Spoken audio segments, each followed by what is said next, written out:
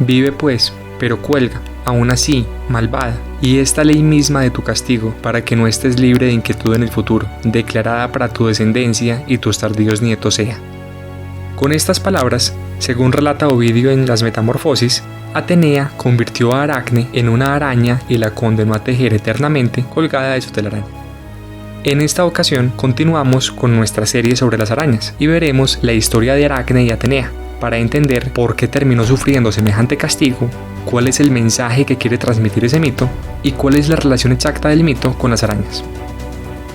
Aracne era una joven meonia, hija de Idmón, pero no el argonauta que tenía el don de ver el futuro y que acompañó a Jasón en su legendaria expedición, ni tampoco el hijo del rey de Egipto que fue asesinado por su esposa Pilarge en su noche de bodas, sino un Idmón de origen más humilde, que vivía en la ciudad de Colofón y tenía por oficio la tintorería y el pastoreo. Aunque no era de una familia noble, Aracne resultó ser una hábil tejedora que dominaba todas las técnicas, alcanzando tanta fama y renombre en toda Lidia que hasta las ninfas abandonaban sus viñedos y sus lechos acuáticos para contemplar su arte.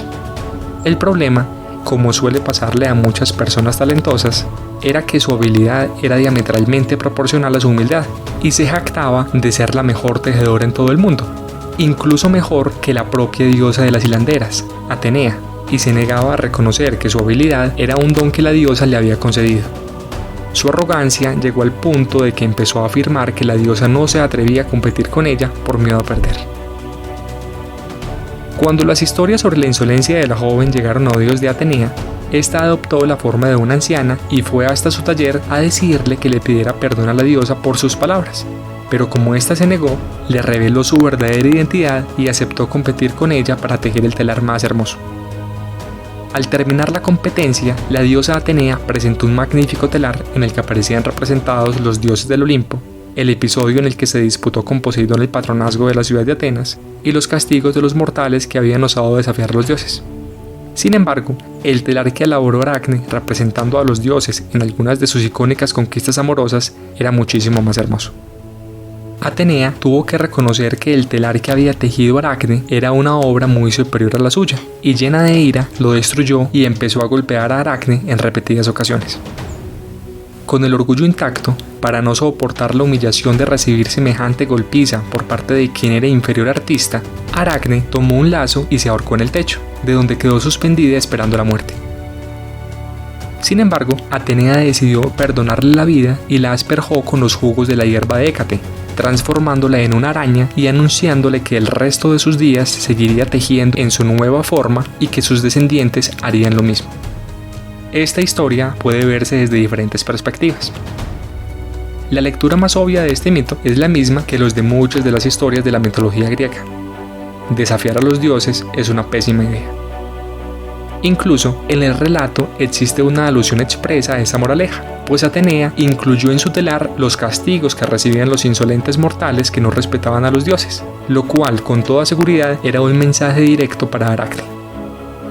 Pero otra forma de interpretar la historia es que busca evidenciar la censura que ejercen las personas con poder, de forma autocrática e injusta, como Ovidio, el poeta romano que en las Metamorfosis narró el mito de Aracne, padeció de cuenta de la orden de exilio que en su contra decretó el emperador Augusto como consecuencia de un poema y un error, como diría después el poeta, sin que exista certeza de cuál fue el verdadero motivo para que el poeta debiera abandonar para siempre la ciudad de Roma.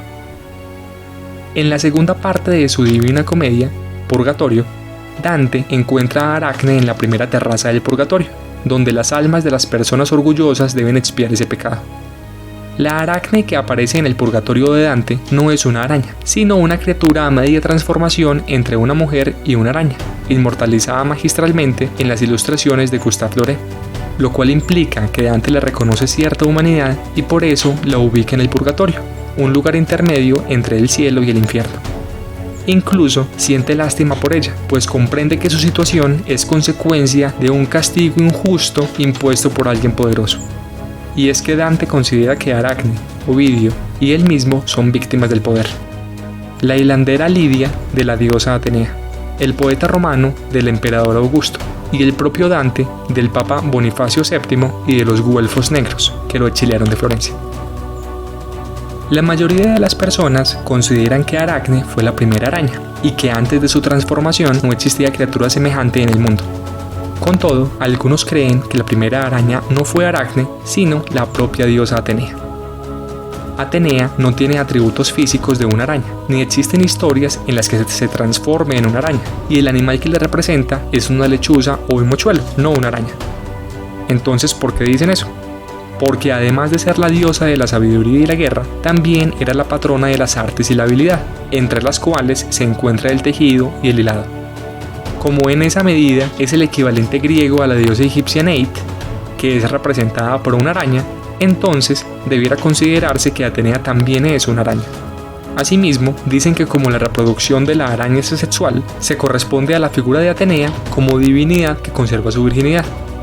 No obstante, esta afirmación no es cierta, pues las arañas se reproducen de forma sexual. En todo caso, quienes favorecen esta teoría consideran que Aracne únicamente tuvo una mutación física, pero que la verdadera araña era Atenea. Como fuera, y aunque existen otras teorías sobre la etimología de la palabra araña, la que tiene más seguidores es la que la encuentra en la palabra griega aracne, que le da nombre al género al que pertenecen las arañas, los arácnidos. Lo que resulta discutible es si la palabra le dio origen al personaje mitológico o al revés, una discusión similar a la que se da, por ejemplo, entre si la diosa Atenea le dio nombre a la ciudad de Atenas o si la ciudad se lo dio a la diosa. Eso ha sido todo por ahora. Hasta un próximo episodio de La Gruta del Cronista. Recuerden suscribirse a nuestro canal y visitarnos en lagrutadelcronista.com.